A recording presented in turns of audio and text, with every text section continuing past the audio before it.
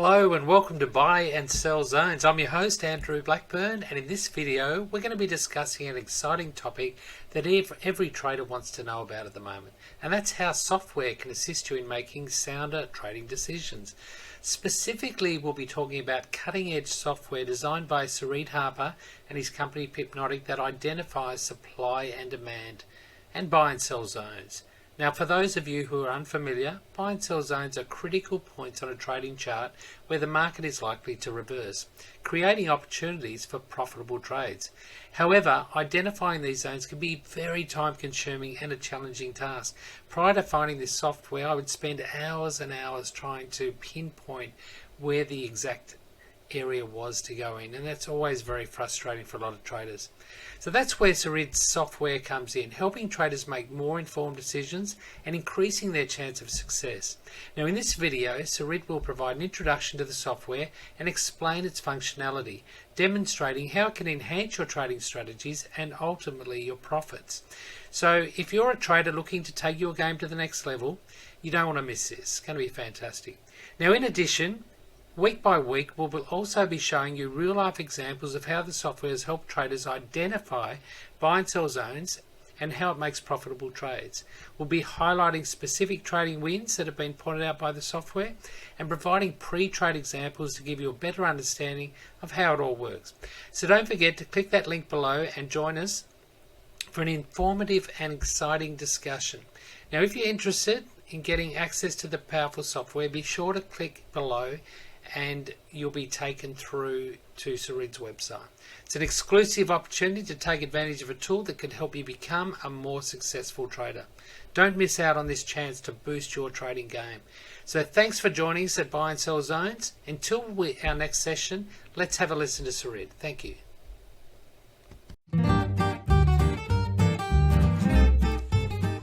Hey folks, and welcome to this symposium. Today we're going to talk about the strategies for the trading software and how to combine the asset strength histogram with the supply and demand software. Okay, so first of all, I have a default configuration for the asset strength histogram, and for the supply and demand software, I have a slightly different configuration. The greater period multiplier is set to -1, 0,1, and this just shows supply and demand on the current time frame -1 and +1 on the same chart. And then the chart gets pretty noisy pretty quickly, so if you're a bit sensitive to noisy charts, then I'd advise that you just left it in its default configuration. But if you're able to filter out the stuff that you don't want to see, then by all means go ahead and use this configuration. So what we're doing is you don't need the histogram, okay? The histogram is just a visual representation of what's going on. And so essentially, when the histogram is negative, then we're selling. If it's positive, then we're buying. But we stop buying and selling when we start to move close to this red line. Okay, so if we go here, then we don't want to start. Then we won't continue to sell because we're in the buy zone. Likewise, if we're above the dotted white line, we don't want to continue to buy because we're in the sell zone. So this is the buy zone and this is the sell zone. Okay, and between the zero line, which is ultimately where the histogram flips, and the dotted line above, both above and below, this is the sweet spot. So when price is here, then you can keep selling. When it starts to go down like that, then it's a bit like, ooh, careful selling. Doesn't mean you can't. It just means that maybe you want to manage the trades a little bit differently. And so what I'm doing is, I'm just looking at, for example, something like this to happen. Okay, when you have the negative histogram, you start to paint these green dots, which are telling us that we have a discrepancy between the underlying value of the asset and the price of the asset. Okay, so if it's starting to paint like this, it means that the value of this declining asset price is increasing. So price is going down, but the value is increasing, which means that we're probably looking at some kind of divergence, and maybe we're looking at the end of a bearish cycle. Okay, so just to be careful to sell. Okay, and so that means that we should maybe start to begin to buy. And what I look for, we have actually a really nice example right here, is where we had a historically respected area like this.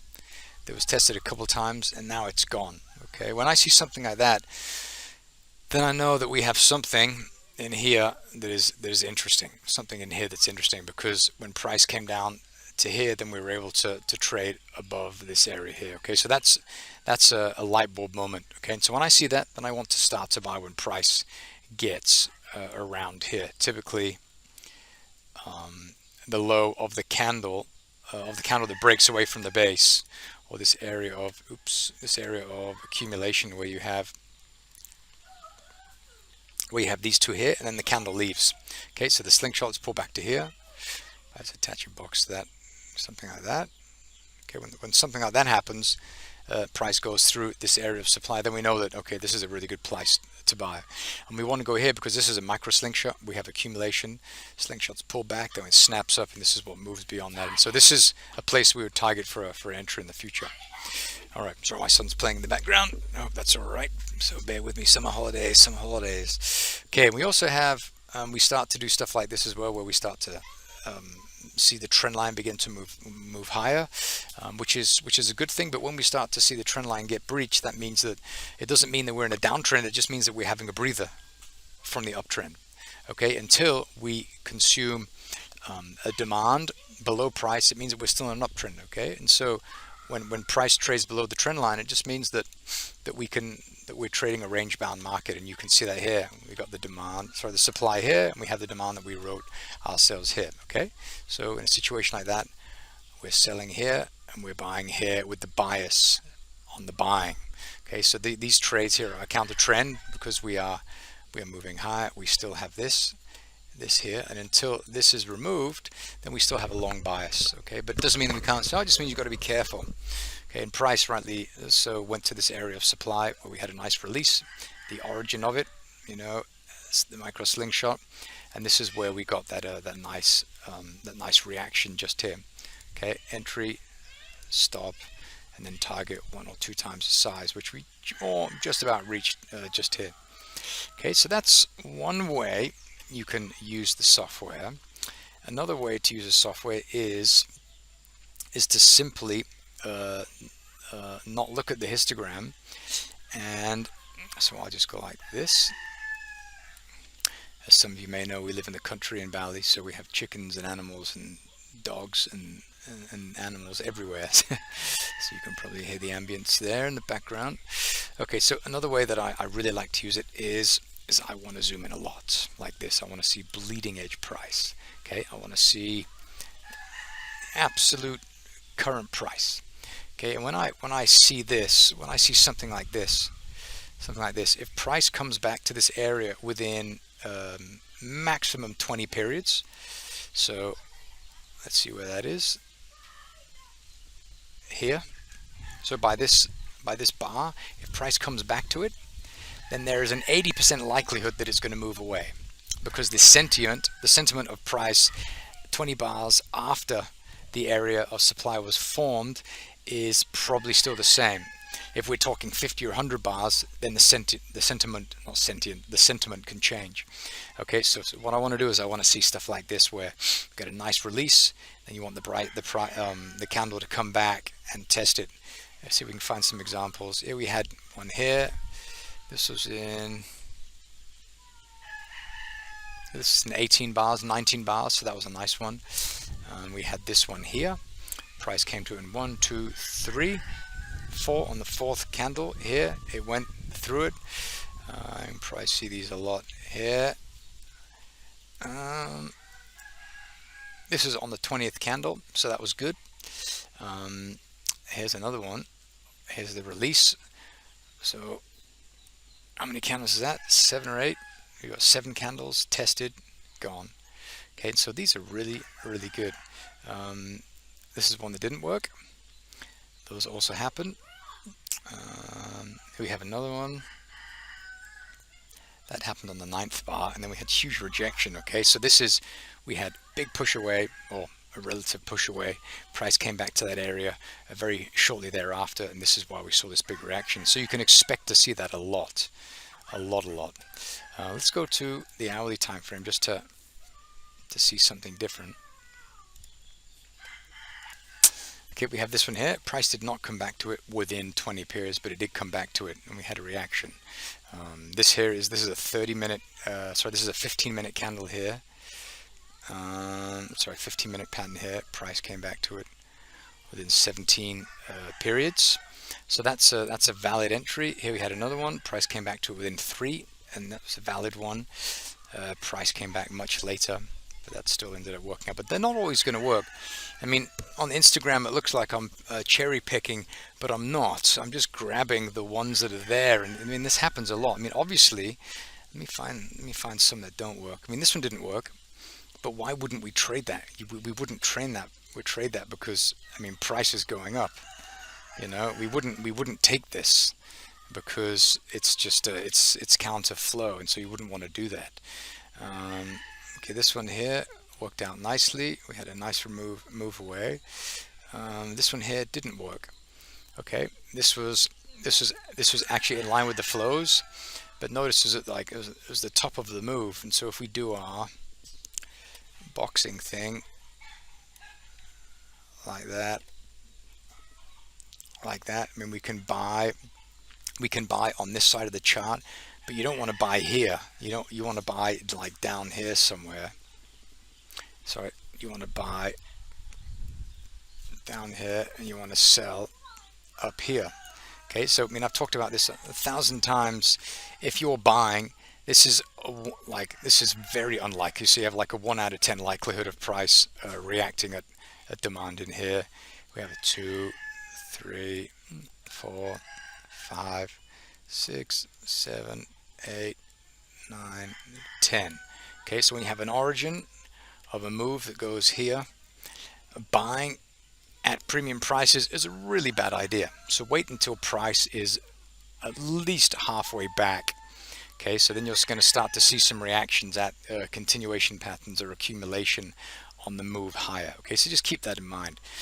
Never buy high in a move and never sell low in a move. And this is often where these ones fail. I mean, here we had a move from here to here. I mean, selling down here, we're at about a 1 or a 2. That's a really bad idea. Okay, so you want to be selling at stuff up here, and there's nothing really up here that's interesting besides the one that the software found just here. If we can find more.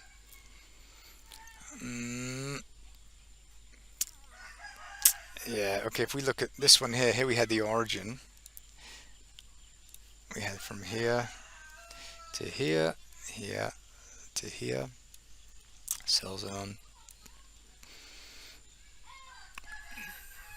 buy zone. Okay, so again, if we do the math, and selling is really bad. 1, 2, 3, 4, 5, 6, 7, 8, 9, 10. Okay, so selling up here is a good idea. We sold here. We had about a 7 and an 8 around here, and that didn't work either. Okay, but if you focus on the flows, you'll notice that we're moving high. You can see if you did like a best fit for a trend line, I mean, it would be going like that. Okay, so don't do that. Okay, here we had this one here, but that was a lucky punch. That one there, that trade was a lucky punch.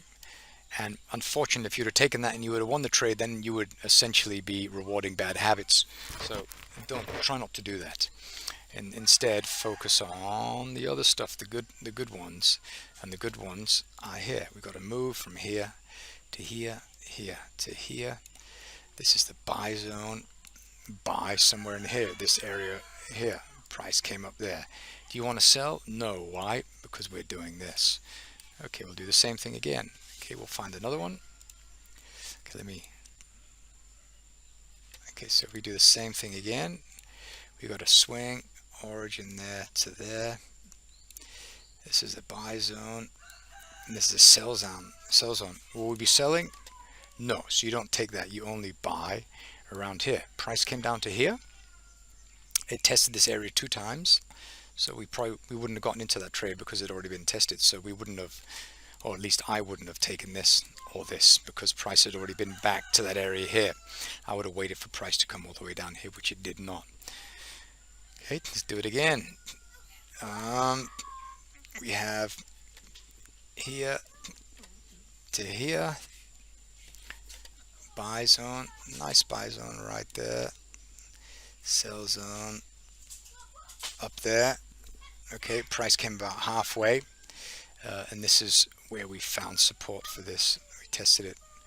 We wouldn't buy here because we're not testing the demand here, but we may have bought there. I wouldn't have, because it's too high, but someone may have. Okay, and if you look at this, I mean, it makes sense that we came back pretty deeply. This is where price gapped down at this little price nodule just here before it continued higher. Yeah, and it looks now we're stuck in that sideways price where if I zoom out a little bit, where we had that trend line here that broke, telling us that we got sideways price movement. Okay, and yeah, so this is what we have to work with. We got this. We can go from here to here, from here to here. Sell zone. You sell at supply here, which happened. And we got demand down here, which we're waiting for. Price has not yet been back there. Got the buy zone established just here.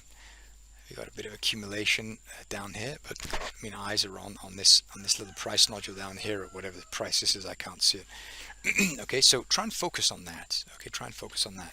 But so you can use the histogram to give you a bias. You can also use the